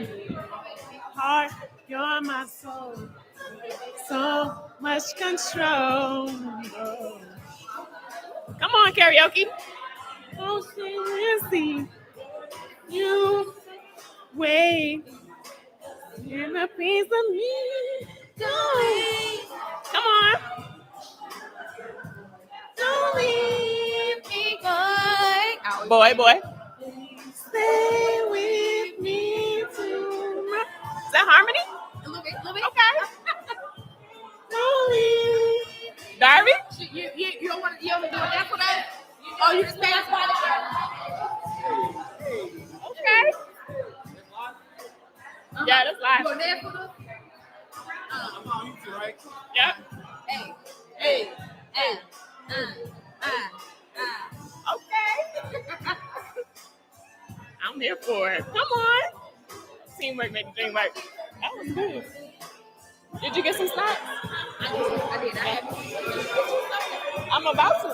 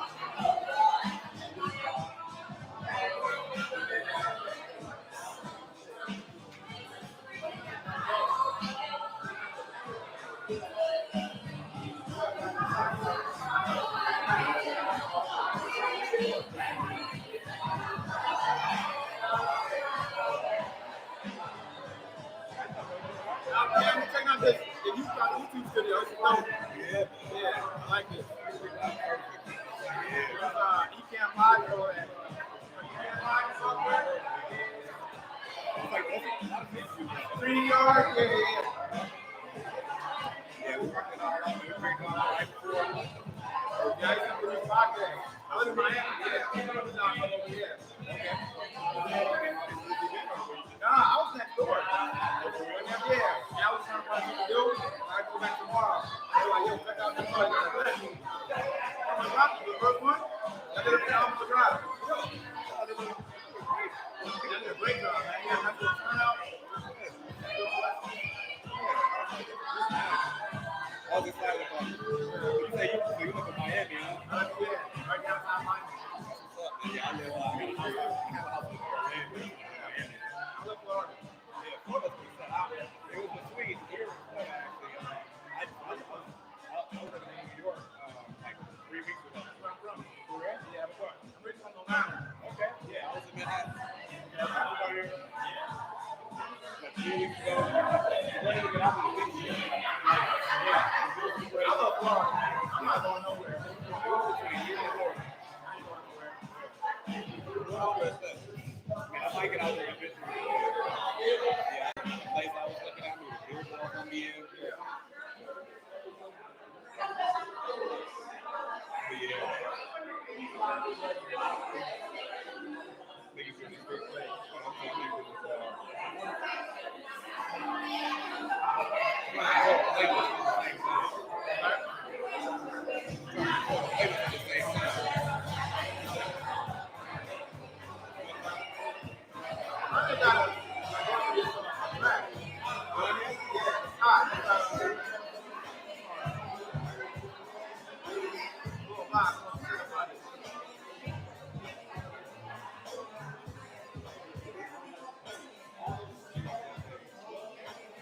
Well, believe what I say. It's like this when Johnny Rock is kids up. I was thinking about this. I like this song. It's the Lord, man. Oh, yeah. Really, you have your own business. So, I can get some work for small business. I hope to get a chance to and then I started researching something like about a year and a half ago. So, you want to highlight it. Basically, what happened was, I'm working on marketing stuff at home. I'm doing highlights. My windows are dirty. I call a bunch of companies like,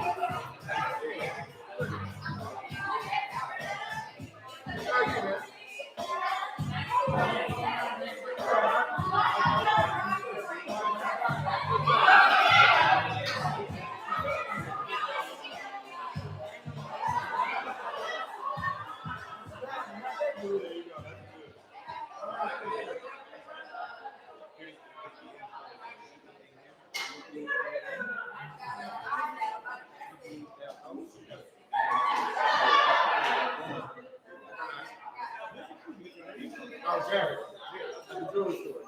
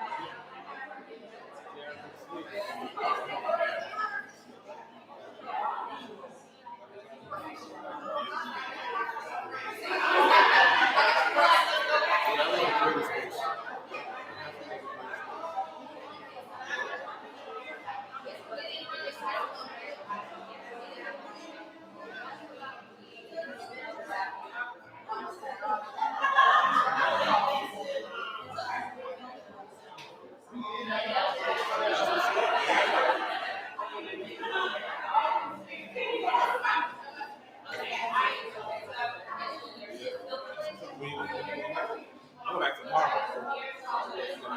What's going on tonight? Anything fun worth seeing? I don't know. I asked him, man, I like you. Hey. He was like, yeah, I'm a dad.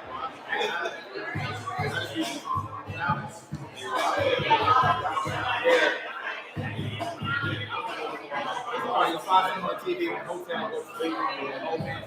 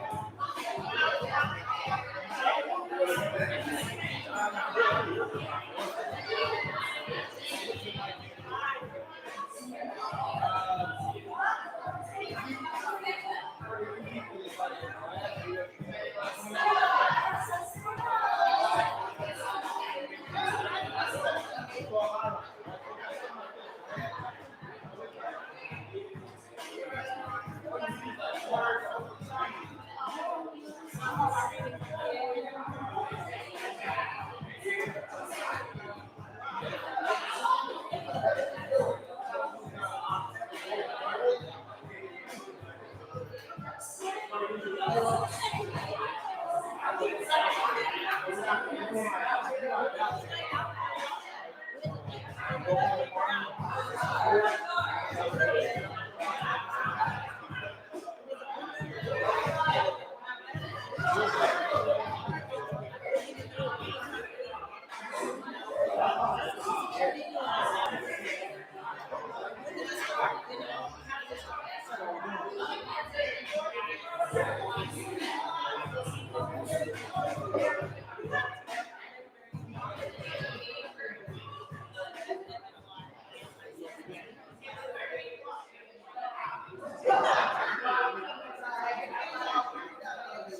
was doing it. Like this was a motion to do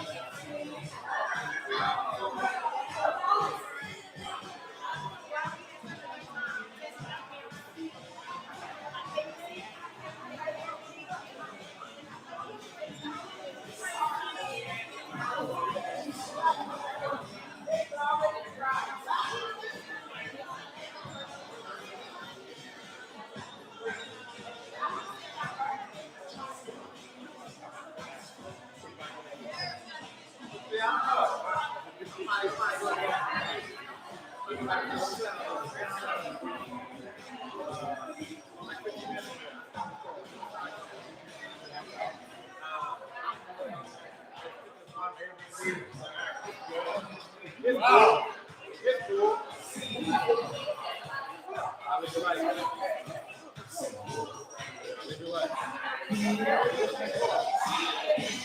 Got like a little food fight.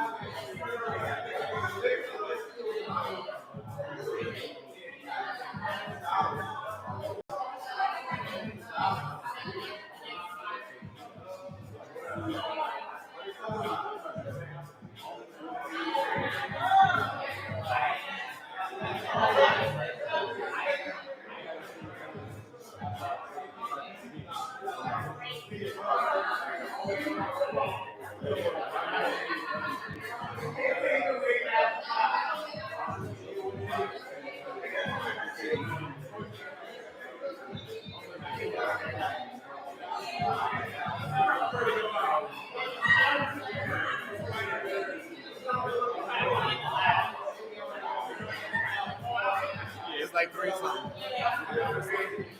They just on it.